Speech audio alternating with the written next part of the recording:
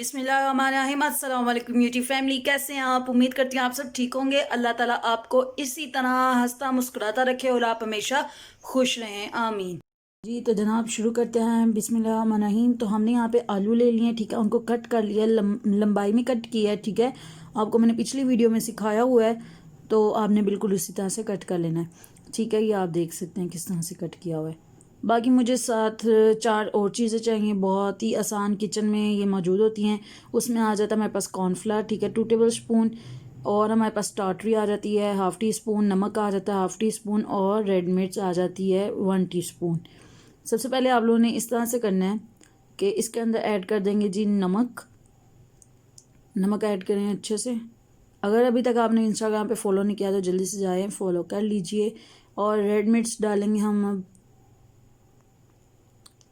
Red मिर्च डालने के बाद अब हम इसमें ऐड करेंगे टाटरी। आपने टाटरी बहुत कम इस्तेमाल करनी है, बहुत ज़्यादा नहीं करनी, क्योंकि बच्चे भी स्पेशली ये खाएंगे, तो आपने ज़्यादा इस्तेमाल नहीं करनी, इससे गला वगैरह सब ख़राब हो जाता है। तो कुछ लोगों को तो आदत होती है खाने की, तो उनका नहीं ख़राब होता, और कुछ को एलर्जी होती है, तो वो देख लीजिएगा अपना कि आपने कितना डालना है, ठीक है। मैंने यहाँ इसमें 1/2 टी स्पून डाली थी, वो परफेक्ट थी। अब हमने इसको बहुत अच्छे से मिक्स कर लेना है, ठीक है। और ये देखें, इस तरह से आपने बहुत अच्छे से मिक्स कर लेना है। फिर एंड पे आप कॉर्नफ्लावर ऐड करके इसको मिक्स कर। अच्छा, इसको जब हम मिक्स करेंगे तो वो दूसरी साइड पे आपने बहुत तेज़ आंच पे, यानी कि इतना होना चाहिए कि ऑयल बहुत ज़्यादा गर्म हो जाए, ठीक है। और फिर हम इसमें ऐड करेंगे। इसको आपने मैरिनेट करके रखना नहीं है, इसने सारा पानी छोड़ देना है, और वो क्रिस्पीपन नहीं आएगा, और उससे फिर फ़ायदा भी नहीं होगा हमें, ठीक है। कॉर्नफ्लावर डालने के बाद अब आपने इसको भी बहुत अच्छे से मिक्स कर लेना है। ये स्नैक्स हैं, किसी भी वक्त आपको रात को दिल कर सकता है खाने को, तो ये सारी चीज़ें घर पर होती हैं, आप बनाएं और खाएं और इंजॉय कीजिए अपनी फैमिली के साथ। अच्छा जी, तो यहाँ पे मुझे थोड़ा सा कम लगा, तो मैंने 2 टेबल स्पून और ऐड कर लिया है। ये इसलिए कम लगा कि मैं जब आलू कट कर रही थी तो मैंने इनको पानी में डिप करके रख दिया था, तो आपने ये नहीं करना, आपने पानी में इसको बिल्कुल डिप नहीं करना, ठीक है। तो खैर अब हम आगे चलते हैं। कढ़ाई देख लें, हमने अच्छे से गर्म कर ली और इसके अंदर पोटैटो डाल दिए। अपना हाथ बचा कर, बहुत ज़्यादा ख्याल करके कुकिंग क्या करें, ठीक है।